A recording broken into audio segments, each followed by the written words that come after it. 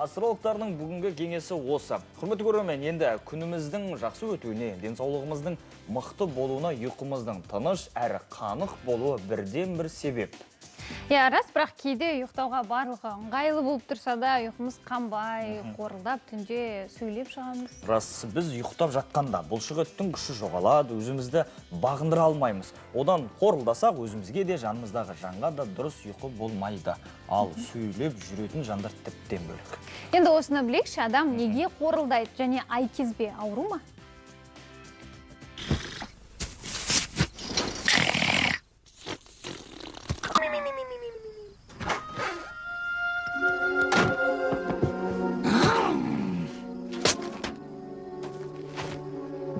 Эксперты утверждают, что сон крайне важен.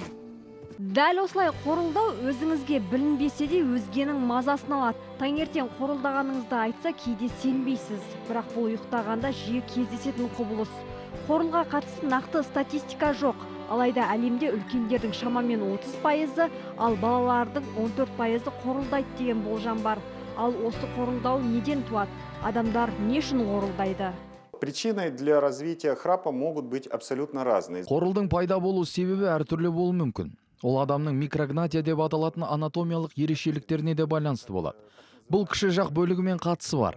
Сол жақ бөлігі кейде демалу жолын кішірейтіп жіберу мүмкін, немесе қорыл жұмсақ таңдайдағы тілшікке байланысты да болады.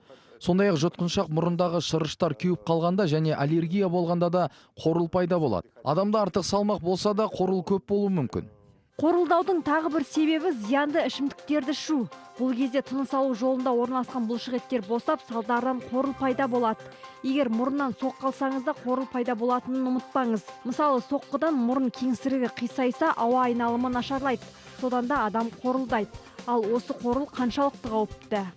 Егер адам қатты шаршаған кезде қорылдаса, ол қалыпты жағдай. Ешқандай қауіпті емес, бірақ ол асқынған болса патология деуге болады. Адамның өмір сүруіне үлкен кедергі келтіреді, өлімге әкеп соғуы да мүмкін. Бұл ұйқы апноэсінің обструктивті синдромы. Оның белгісі қорылдағанда терең дем алып, ұзақ уақыт демнің шықпай қалуы.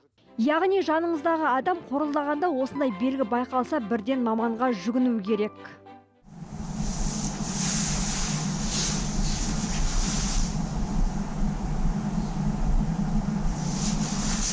Ұйықтағанда болатын келесі бір құбылыс айкезбе.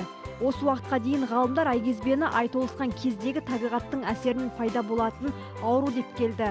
Кей жандар мұны психикалық дерт деп санайды. Ал шындығында айкезбе болудың себебі неде? Причина которого до сих пор еще до конца не ясна.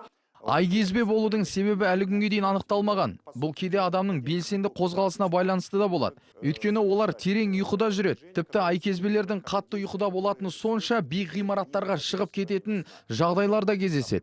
Бірақ олар бұл жағдайдың ешбірінен хабарсыз болады. Бұның барлығы нерв жүйесіндегі өзгерістерден туатын құбылыс.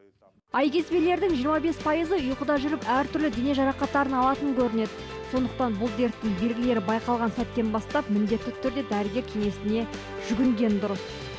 Маржан Нүсіпбек, Мейірбек Абдрахман, арнайы Қайырлы таң үшін.